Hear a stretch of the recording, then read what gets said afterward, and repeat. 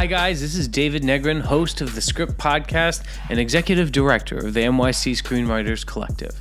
I'm excited to announce that we've created a Patreon campaign for the Script. Patreon is like a Kickstarter, but it allows you to give ongoing pledges every month and receive ongoing rewards. Of course, the Script Podcast will continue to be free, but we're just asking for a little help. So please, check out all our rewards, join our inner circle. Become a patron of the Script Podcast at patreon.com/thescript. Logan, what did you do? Charles, the world is not the same as it was. Beneath the stairs. She's like you. She needs our help. Logan, you still have time. And this is the Script, a podcast for screenwriters by screenwriters. The deepest story analysis anywhere on the internet. The Script believes that story moves pages, story moves product, and story moves people. I'm David Negrin. I'm here with Alec Pollock. Alec, thanks. Hello, thank you, David. We're back. A little hiatus. But we're doing Logan. Finally. Yeah, I mean, it's been a while since a Wolverine movie was worth podcasting. Indeed. Right? Indeed. But I think this very much was. We just came from the movie. We're at Alamo Draft House in Brooklyn. I'm really impressed. Really, really impressed. What a movie. Yeah, especially, again, thinking about it as a modern superhero quote-unquote movie. We were instantly talking about genre as we were leaving the theater. That's right. And this is a film that is definitely rife for genre conversations. First thing I wanted to know was more about the director. I mean, James Mangold, whatever executive greenlit him as the director for this was, a credit goes to him or her. Mangold did Walk the Line, right? Mangold did Girl Interrupted. He's known. He did the 3:10 to Yuma remake. He's known for these character-driven genre pieces, but always executing so well. And I gotta say, I can't remember the last time I went to a superhero movie and the dialogue was almost flawless. There was no fat on it. It was all the subtext was there. It was not expository. It was just good writing. There were a number of moments within the film where it was, slow moments of dialogue, of character, talking about the ideas that they were wrestling with. And you didn't feel like these were just beats between the action scenes. They were the scene. Right. Like, they weren't okay, yes. well, we're just going to take a break for now. It's like, no. Something you don't see in tentpole action movies anymore, right? Which is taking time for the emotional conflict, right? Not just external conflict, not just aliens and throwing things and killing people and shooting stuff and using your powers. The emotional conflict. This is the stuff of independent film. This is like the indie Marvel movie. Yeah, definitely. Definitely. Well, and then again, I think it is Marvel, quote unquote, even though it's not being put out by Disney, it's not being put out by in the world of the Marvel verse, the Marvel Cinematic Universe, but it does stem from the Marvel core material, and I think Fox is trying to figure out what to do with their properties, and they had such a great runaway hit with the R-rated Deadpool. Yes. And that gave them the permission to go R with Wolverine. And Deadpool succeeded largely on the writing as well. Yeah. I mean, it's a character dialogue driven action comedy. Yeah. The trailer that we saw for Deadpool 2 before Logan was more entertaining than 90% tremendous. Of It's the Superman phone booth trailer. Why is there a phone booth? I thought they went out in '98. Yeah, I love that they're just having so much fun with all of this. A quick nod to the screenwriter. There's a couple story by credits, but the other screenwriter besides Mangold on this is Scott Frank. the writer of Minority Report, the Steven Spielberg version, and notably, the 2013 The Wolverine. He wrote that as well, or was one of the writers? He was on it. Yes, he was on it. Interesting. So, you and I have had conversations about. Yes. Wolverine. So, The Interpreter, the political thriller with Nicole Kidman and Sean Penn. Yeah. He wrote on that. He wrote on Out of Sight in 1998. Interesting. Very interesting. That was Soderbergh, right? Yes. Yeah. Yeah. Okay. So he's had quite a screenwriting career, and I think redeemed for The Wolverine with Logan. Fascinating. Yeah. I think The Wolverine, I think, had a lot of cooks in the kitchen. It just felt like we have had conversation. Again, just backstory here. Yeah. That I've been a comic book guy for ages, and first started reading Wolverine comic books, X-Men comic books in 1979, and so it's that Wolverine from the 70s and the 80s that is near and dear to my heart as a character. I mean, I remember pulling apart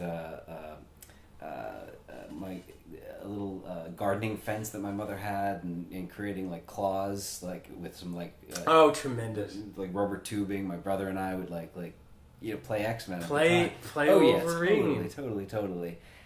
Until you told me before this, I didn't realize how old a character Wolverine was. You said his first appearance was when? 1974 in a Incredible Hulk comic book. Yes. Not even in an X-Men. As an antagonist. I don't know. He wasn't a villain, but he was a force of antagonism within the story. Yeah. And then a year later, in 1975, when the X-Men got there. This is before I'm born.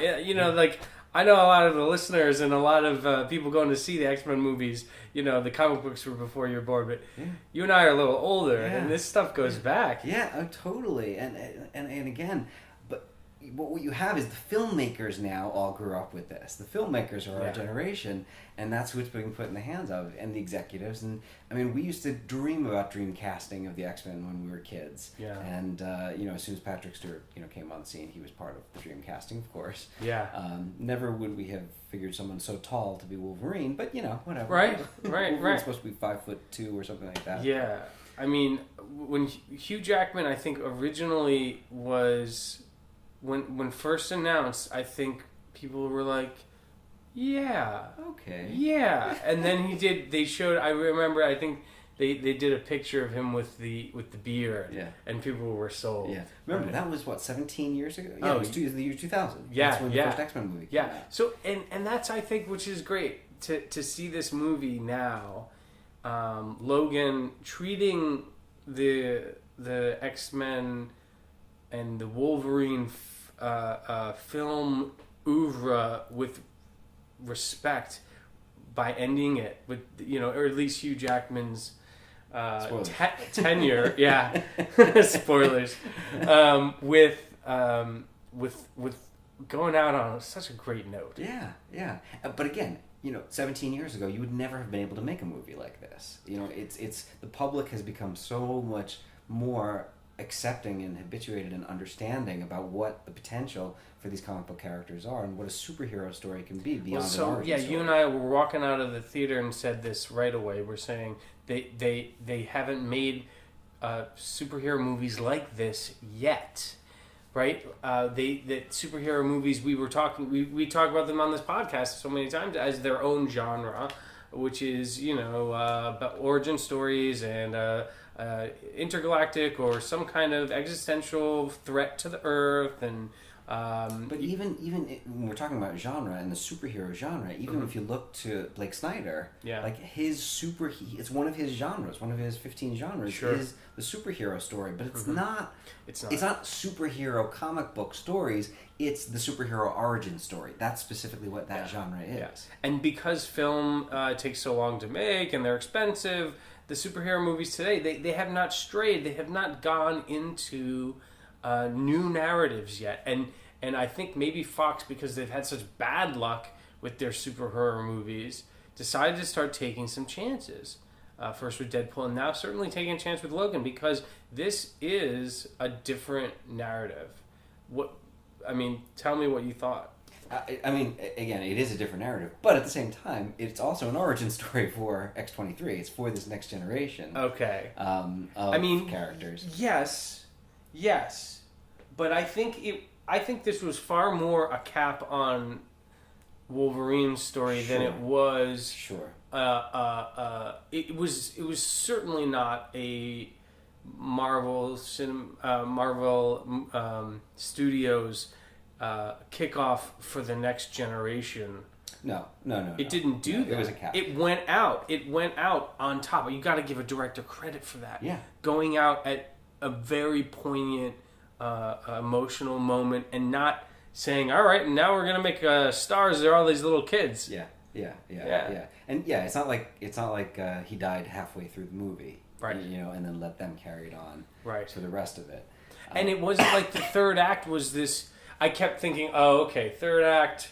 I see. Wolverine is going to get his new X-Men team. It's going to be all these young kids, and they're going to kick ass with their superpowers. But they didn't. They used them, but they weren't particular. They were still young kids, and they had their powers, and they helped him. But still, between Wolverine and Weapon X, Laura, Yeah. she this story was about them. Yeah. It wasn't about kicking off again like another X-Men school. No, there is going to be a New Mutants movie. Mm-hmm. I mean, that's on the slate. But and I was like, is that where they're going? Is that what these kids are going to be? But it isn't. And no, they didn't. They didn't use this as a launching point, which makes the film that much more a success unto itself. And again, we're looking at this as an adaptation, right? Well, it is an adaptation of Old Man Logan, which is a series of Wolverine comic books put together into a graphic novel from how many years ago? What do you think? It was not that long ago. Not that long ago. No, within the last 5 years, I'd say. Yeah, and we both read those. Mm-hmm. But again, when you're a director or writer and you're faced with a project like that, saying, "All right, we want to make another Wolverine movie with an older Logan," and you have this piece that's become such canon, such a classic story now of Old Man Logan. Yeah. And you say, well, that's what the fans and the populace knows, where Logan goes in the future.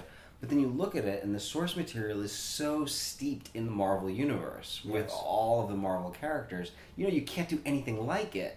So how do you still encapsulate that feeling and stay true to Fox's X-Men universe? It's a really interesting. So Old Man Logan was a tour through a bunch of different X-Men properties in a post-apocalyptic future United States where all the mutants are either dead, were rounded up and killed, and or are living on a farm in the middle of nowhere. It's a world where the bad guys have won. The bad guys have won and carved up the United States. Right. The U.S. is carved into territories. One's owned by the Hulks, right? One is Doctor Doom. One is the Dooms, and then one is sort of free, right? And Wolverine has given up violence at the beginning of it, and not until about 3/4 of the way through does he give up. Spoilers. Yeah, spoilers. This is the podcast. We talk about stuff. Yeah. And does he start to actually use his claws again? Also, his companion is Hawkeye, not Professor X, which is what you get in Logan the movie. And they're on a mission that's sort of important. They're looking for Hawkeye's daughter, right? So, great adaptation choice to use Old Man Logan.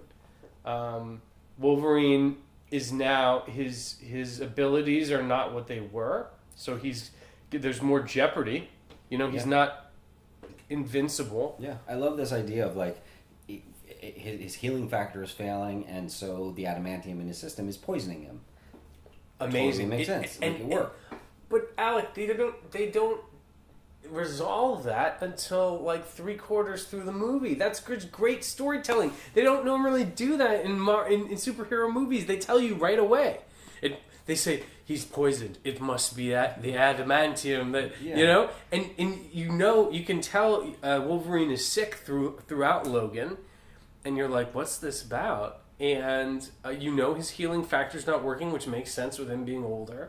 But then later on, finally in a heart-to-heart with his daughter, Laura, X-23, he said he reveals, it's the same stuff that's killing me. Yeah. One thing about also that source material in terms of Old Man Logan, I thought that one of the key, really engaging parts about that story was Logan's motivation for why he gave up violence. Like, I thought that, that was a moment when I was reading it and I was like, it was devastating when you find out that the reason he gave up violence is because he was tricked by the supervillains in that story into killing all the other X-Men. Right. And so he was responsible. There was some kind of hallucinatory power that they gained over him in the Old Man Logan comic book, and he ended up killing most of the X-Men himself. But also, it goes along with him being haunted by all the murders he'd done over the years. Totally. So they changed that. And for the film, he takes out his claws in the first 5 seconds, and I'm like, I guess they're not going that way. Well, but they changed that whole backstory.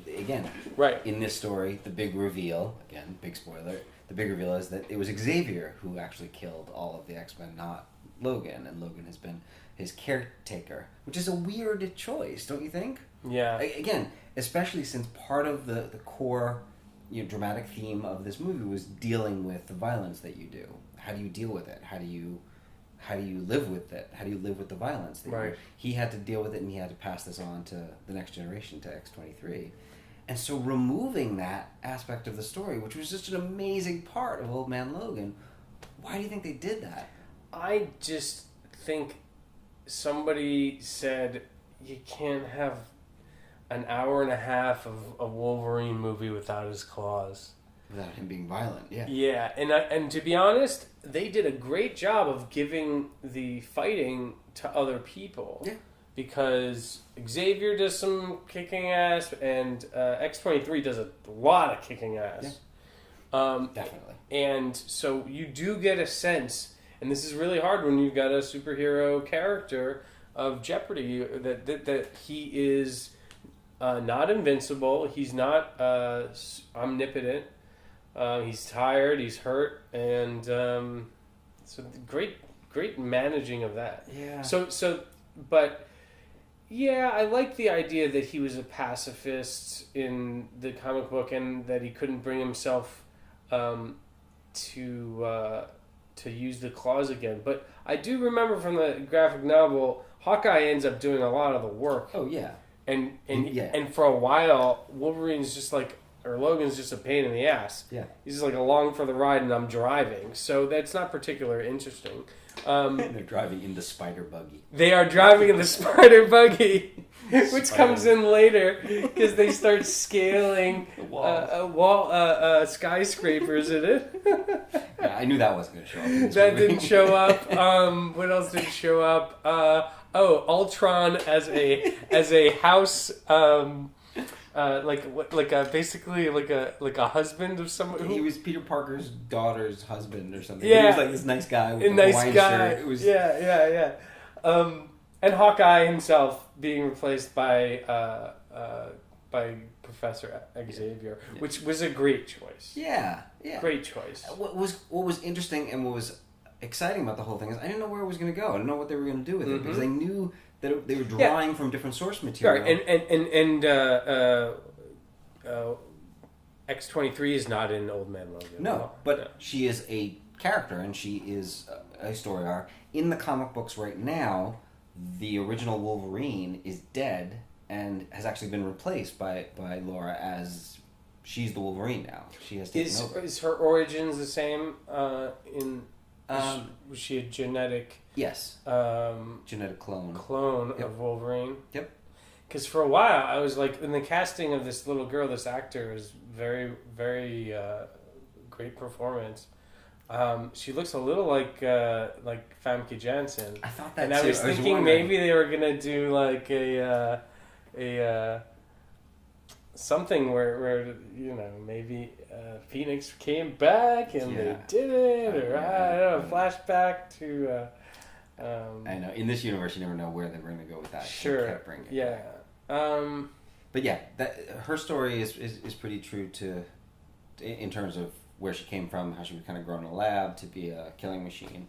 Yeah, so the bad guys in Logan are scientists and army people with biomechanical suits to help them be stronger. Which Donald Pierce is a character in the comic books. He was part of the Hellfire Club, which if you remember from X-Men First Class, that was where Kevin Bacon's character had the Hellfire Club. Donald Pierce was a member of that gang. And he's the son of the guy who did the claws, the adamantium experiments No, that's in the first place? Right, that's the scientist. I'm saying the guy with the cyborg hand. The cyborg hand guy. Yeah. Oh, he's Hellfire. Got it. Yeah, so in the comics, so it was great to see him and the Reavers, which are comic books, which Wolverine had a history of them. There's very famous scenes of him kind of taking out kind of armies of them. So it was cool. The Reavers are from where? They kind of worked for Pierce and the Hellfire Club in the comics. Whose goal was what? They worked for the government, or they were their own thing? They were their own thing. They were mutants also. Okay. In the comics, Pierce isn't just a cyborg. He has like the ability to invent and control machines or something like that. That's interesting. So, yeah. Again, it was.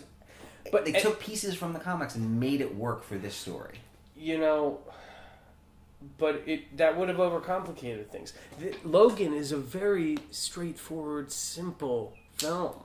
And I think this was not... I remember watching this and thinking, oh my God, this is so well done, because they took a road movie, almost a Western. Completely, yeah. And they added some superhero elements. Instead of taking superheroes and doing a Western, they started with basically just the Western, and there's an homage to Shane in it, right? And so they simplified. I can imagine Mangold getting all these notes from geeks around to add this power and add this character, and he just kept it very simple. Yeah. Very simple. Yeah. And the simpler you can keep something like that, the better, and the tighter that you can keep it. I feel like he was probably encouraged even to make that ending more epic than he had originally. So beautifully done. Yeah, but I'm saying I can imagine he would have even kept it even simpler than it ended up being. I think just studio-wise, they probably... Right, they're like, we need a big fight in the third act. Yeah. But he could have gotten away with a much simpler, quieter, Western-type confrontation in the end. But it worked.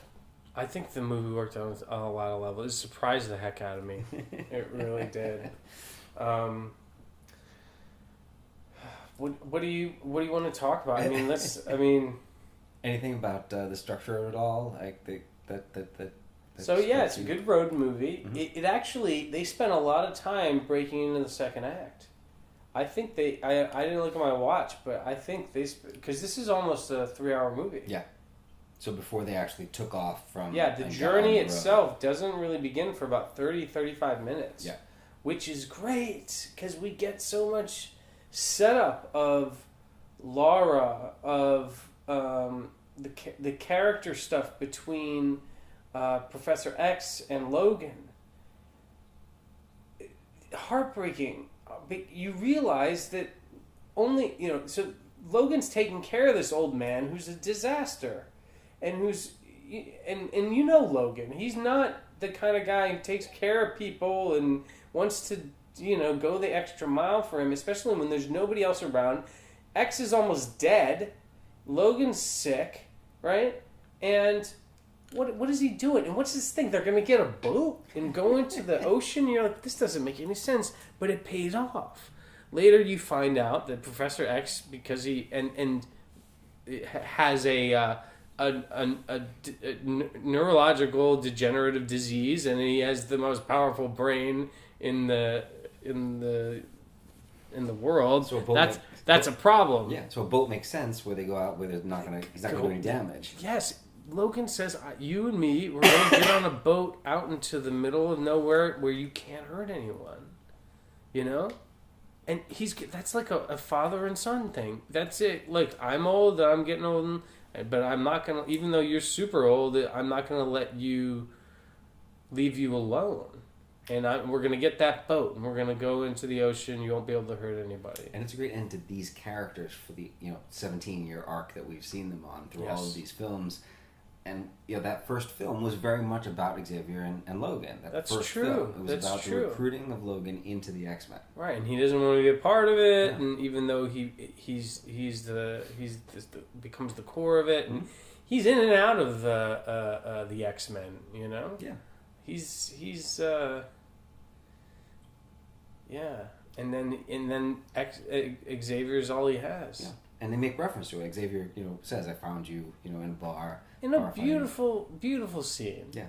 They sit down and have dinner with a family that's taking them in. Yeah.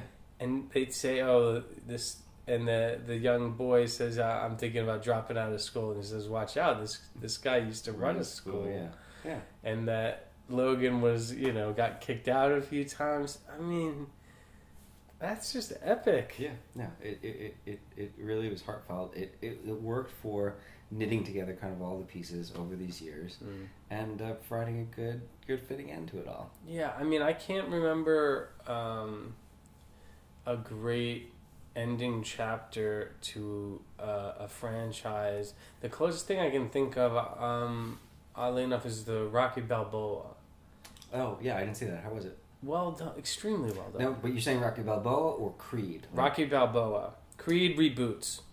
It's a new, and Creed is its own thing, and I liked it. But Rocky's in it, right? But yeah, he is, and he might be in the next one. But Rocky Balboa ended the 5 Rockies before it with style and with a return to the first Rocky, and him being poor and him being, having sort of street wisdom. And having a love interest and having a fight that he's got to do, but being the underdog again. And it was a return to all the themes that may have gotten lost along the way.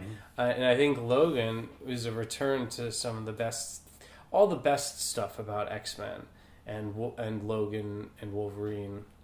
I mean, and so.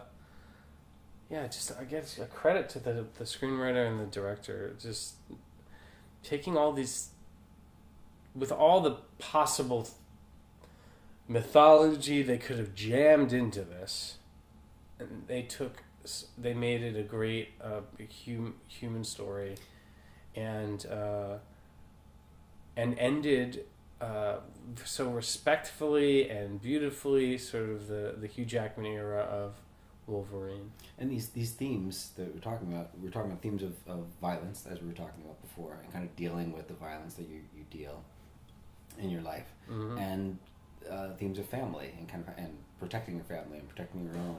And I think those have knit through the franchise in different ways, because that's kind of what they've held on to. We were talking about the idea that in the Wolverine, the previous Wolverine movie, I missed the idea of this conflict between Wolverine's bestial versus his honorable nature. I think that was very core to the source material of that movie, that they replaced. They kind of did a soul transplant of that movie, and the theme in that movie was more about immortality and life and living on, and again, it didn't ring as true to the source material. Whereas here, I think they sought these themes that rang a lot truer than Old Man Logan, the graphic novel. I think this had more of a heart. than that. Because it was steeped in the story that we've been telling of these specific characters. It wasn't all over the place the way that Old Man Logan was. Can you name a movie adaptation of graphic novel material that was more successful than the material? I mean, you got to think about maybe Batman Begins, or it's just not done. Yeah. You know. Yeah. But again, I think we're getting to a phase in the world of superhero movies and comic book movies where filmmakers can really experiment and try out different things and tell different kinds of stories. Not just bad guys from another planet or origin stories, right? Yes. Yeah. And we were talking today about the Thor Ragnarok trailer dropped. And so fun, so interesting what they're doing with it. I don't know, what genre do you think that's going to be? I mean, that seems like it had more of the Guardians of the Galaxy feel to me, you know? But Guardians of the Galaxy was one of the first superhero movies that was able to wake people up to the idea that we can do a space movie that's really fun and a full comedy. And it's an action comedy. Okay, so you're right. That itself is a genre experiment. Allowing a comedy to be a superhero movie. Yeah.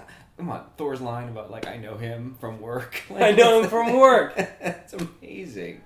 It's amazing. We wouldn't have seen that in the other Thor movies that were kind of playing it much straighter and much taking itself really seriously. And now they're just having fun with it. To be so cynical about it, the Marvel franchises are doing so well and they're so they're critic proof. They're box office guarantees. Finally, they can take some chances. Yeah. Well, and Fox seems to be taking chances as well. Not the same chances necessarily, but they're taking different chances. They're going that hard R. I swear, every other word was It was so great to hear Professor X saying shit and fuck. I know. Wolverine, he swears, but Professor X in his old age getting a little senile, swearing at shit was great. So salty. It was great. It was really, really good. You know that Patrick Stewart. He loved it. He had such a good time. You could totally see it. You could totally see it. But that leaves, where is Warner going? Where's Warner going with its franchises? And are they learning? Are they learning what's going to happen? Yeah. We're seeing the trailers for Wonder Woman and Justice League on the horizon, and what are they doing? Are they seem to say that they're injecting life and some more fun into their films, but we were talking today about how when Nolan did the Batman movies, and he made them more naturalistic, and he made them more dramatic than superhero-y, like the Tim Burton treatments. It was extremely successful, and so they said, we should do this for Superman. But the Nolan dramatizing of this comic book of the Batman mythology was consistent with the theme and the story and the material and the character. Superman was never meant to be brooding and dark.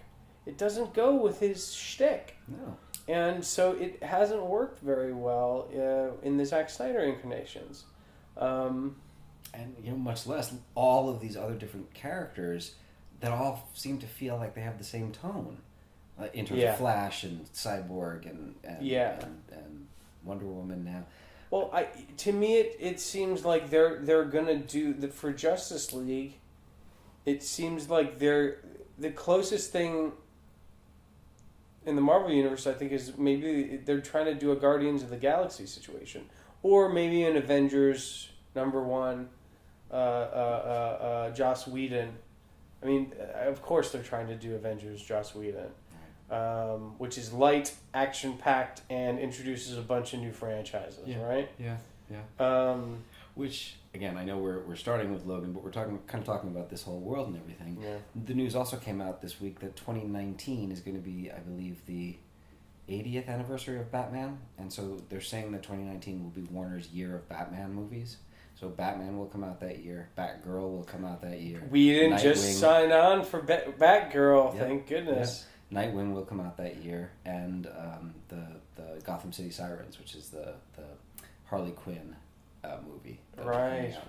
So it'll be interesting to see if they maintain that somber tone throughout. It sounds like they're doing an entire Batman slate.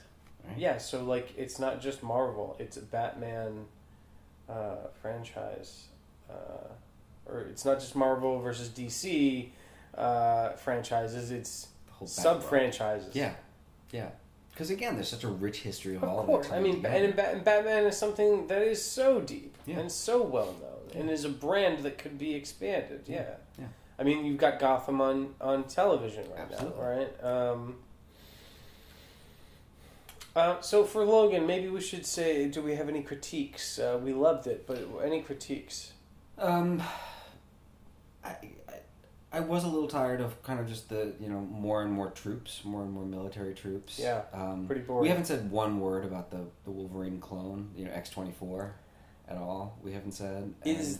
All I want to know, is that canon? Was that in there? There's a character, and again, this is from more latter day, and within the last maybe 10 years, there is a character that they call Wolverine's son. His name is Daken, and he became like kind of a dark, evil Wolverine for a while. Okay. I don't know whether it had to do with cloning or anything like that, but cloning's a part of all this, so it's not outside of the realm of possibility that this kind of thing could happen. But yeah, so a Wolverine clone shows up, a young, strapping Wolverine with apparently no brain shows up as in the second half, right? And the bad guys close in or whatever, and to provide a whole shit ton of antagonism. And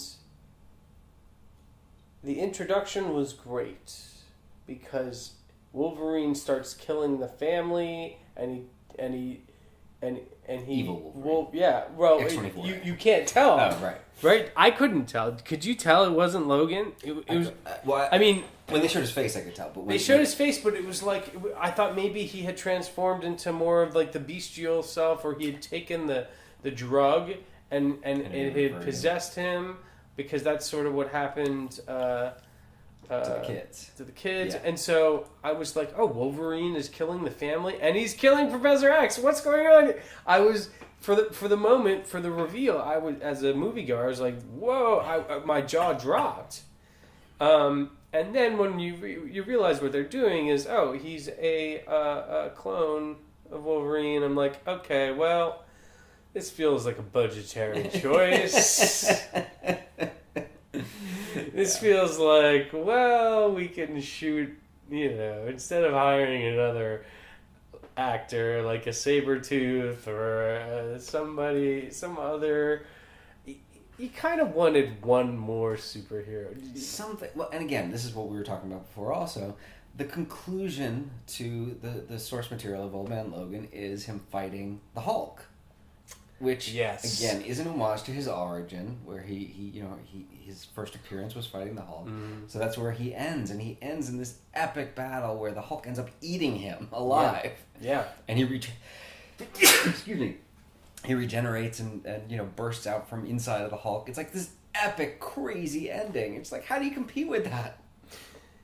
The one thing I may have missed from Old Man Logan, the graphic novel to the Logan film, is the Hulk children and the Hulk presence. Offspring, yeah. But I have to say, I think it was the right the right choice for the movie, because not that I wanted this clone Wolverine. I thought it was kind of bland, except for that one scary reveal. But this movie was not about lots of computer graphics and lots of mutants and lots of powers and things like that. If they had brought Hulk in... Or something Hulk-like, yeah. It would have to be an old David Banner, Yeah. And he would not be turned into Hulk until like one last moment. Like they would have to save it, because the rest of this film was very metered, like the amount of superhero they were using. Yeah. Well, I just saw 10 Cloverfield Lane. Oh yeah. Which again, spoilers. Yeah. Had a really. We did a podcast on it. Yeah, but it had such a great use of that kind of surprise, like go crazy to a whole different level at the end, and it was so effective, and it was great. Right, so. if you save your CGI budget, right, and your special effect. So yeah, that wasn't in the script, and none of the actors knew about that ending. They added it on at the end, and it to good effect. Yeah, but one of the things that I was thinking about this whole thing, and again, it was also thinking about the Wolverine and the Wolverine source material, is the notion of these really thematic stories, character-driven stories.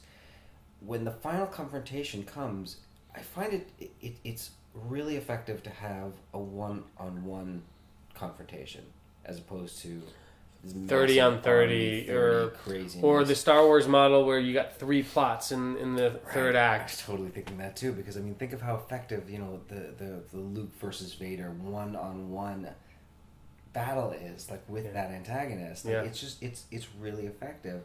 And again, in the source material for The Wolverine, Chris Claremont and Frank Miller's Wolverine limited series from 1982, it's that one-on-one battle that happens at the end after all the ninjas are dead. Between who and who? Between Wolverine and Shingen, hit the crime warlord. Which again, the Wolverine adapts in its own way and makes it into the Silver Samurai, this big crazy armored being. But I just think, again, we're talking about if there's any criticism, I would have liked to have seen more of that kind of a showdown at the end. Again, especially drawing from the Western tradition, I want to see that one-on-one showdown from somebody that he's got a reason to have some kind of... And we didn't have a really great single antagonist in this. You're right. Yeah. Who would be his thematic antagonist? Who would be... Wolverine's thematic antagonist? I mean, in one of the X-Men movies... he kills Jean Grey, right? Yeah. So that he already did that. Cyclops, maybe. Who is his arch enemy? Again, I mean, Sabretooth has been brought out as someone like that, but again, a lot of times it's the scientists, it's the institutions who turned him into this killing machine. But I think maybe that's a problem with the Wolverine mythology, that he doesn't have like a single. Well, or the one that they've weaved for us in the movies, at least. He does not. He's just the, and that goes to the fact that they were all sort of similar narrative superhero movies. Yeah. He never developed a one-on-one. They could have knit something like that into this. They could have. You know, when Pierce shows up at the beginning, he even says, "I'm not even after you. I'm after somebody else." Yeah. So it's just like that's how you set up an antagonist. Somebody saying, "I'm not even after you. I'm not even interested in you." Mm-hmm. It's like, all right, and it had with the whole. Have you you ever see Strange Days? With Ralph Fiennes. Oh yeah. The virtual reality thing. Yeah, it's like a little bit cyberpunk. Yeah. He's driving a limousine the whole time. That's his job. Right. Even though he used to be like this wheeler dealer, and I got that vibe in the beginning of Logan because he's driving a limousine, and it's almost like this is what you do when you've got nothing else to do. You drive Uber, you know, and you can't make another living. Statement of life. But it's an homage, or it works because Taxi Driver, right? The metaphor of Scorsese's Taxi Driver, the taxi being an unknown destination. You never know what you're floating through life in whatever way it takes you. So it's a good metaphor. And again, maybe the answer to your question is Logan himself has always been his biggest enemy, right? And his berserker bestial nature against his which honor. Is who he ends up against. He ends up against himself in a full beast version of himself. And yet, had they set it up, it might have worked better. If they could have set it up a little bit better. Because Logan himself is still kind of out of control. He beats up the truck, and you don't see him as this honorable man. If they kept his claws in until this guy shows up, and then he's fighting himself, you know? Yeah. So, My only other criticism was the Lara character spends 3/4 of the movie silent. And good filmmaking, you can reveal character through actions and choices, and we learn a little bit about her, but not nearly enough. She doesn't become a character until she starts talking. And they do a great job in the last quarter of the movie of her, of us getting a personality for her. True. And I know they didn't want to turn it into Kick-Ass, right? But it sort of is, you know, because X-23 is mopping it up for most of the movie, killing people left and right. And you're thinking, this girl must be a psycho. If she doesn't speak, we don't find out anything about her, how she's processing the fact that she murders constantly, and she's a violent weapon, and who taught her all these martial arts to use with her claws, right? That I would have liked more of, because they spent a lot of time developing Logan and Professor X's relationship in the first half of the movie before Professor X is killed. And a third, her presence is there because Professor X is supposedly telepathically speaking with her, which works out very well later, because when she does start talking, she says, "Charles told me about you," and that's really cool. Yeah, that there was communing going on. Mm-hmm. She's also the survivor, so she's the one who's got to learn something. And, you know, again, they use Shane as the homage to, like, dramatize what she's learned, right? Yes, and I think the monologue that she spits back is that you can't change your nature.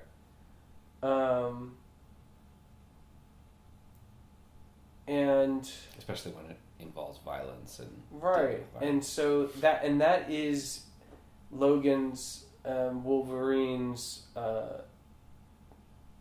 inner struggle, right? That is his antagonist, as you said. That was well put. That he is his own enemy because he's a moral being who is also a murderous animal, right? And that, and I don't know that she learned that lesson. I think she sort of said, the Shane monologue is sort of saying, "I am what I am." His message to her is, don't be what they made you to be. Right. And she says, the Shane monologue says, well, I gotta be what I am. So maybe she's gonna go start like an X-Men army and kick some ass. I don't know. I don't know. New X-Men. Yeah. But it's good things to think about, which is good. Definitely. To say that an X-Men movie actually offered us some good things to think about. It's pretty good. Absolutely. And emotions. Yeah. I was moved by that ending. Yeah. That with the turning the cross into the X. Yeah. Calling him daddy. Beautiful. Holding hands. Yeah. Because these filmmakers took time to earn the emotional points. I did not see True Grit. But Mm-hmm. were there? Do you see some parallels there? So we could have used a lot more of that. The little girl is the one who has her act together, and the gunslinger is a drunk and can't get his ass out of bed. And she's out for revenge. Right? Yeah, and so there's a lot more of like get out of bed, and we had a little of X-23 doing that, like towards the end, like that moment where she's like, "Let me drive," you know, that was great when she takes over the car and then takes him to the doctor. That's great stuff. Yeah, great stuff. Yeah. So yeah, a little bit of True Grit in there. This would have been an interesting TV series. Maybe. I'm just saying, in today's world of TV and television writing, we say kind of these extended stories. You could have had them on this road trip for a long time. For sure. But then you would start to get into more like you're gonna need to meet a new aging mutant every week, right? Great emotional payoffs in this, which is why it's killing at the box office, by the way. In case you want to know why this movie that had fewer mutants, fewer superpowers, and fewer special effects than any of the previous is crushing it at the box office, it's because of emotional connection. Because audience care about connecting with characters. Emotional okay? storytelling. And that's the first thing that Hollywood likes to throw out. Right? When they're like, oh, we've got to edit this down. Yeah, it's, again, core of emotional storytelling, and this is what it can get you. Right. Right now, as of March 19th, it's 184 million U.S., 524 million worldwide. Stop it. That is an out of the... I don't even... And you know, this did not cost as much as Avengers or Ant-Man. Or Ant-Man. Which was Which was their $500 million. So. Yeah. So... All right. Story, you know, moves pages, moves product, moves people. Alec, thank you very much. Thank you, David. Great time. This is The Script. We'll see you next time.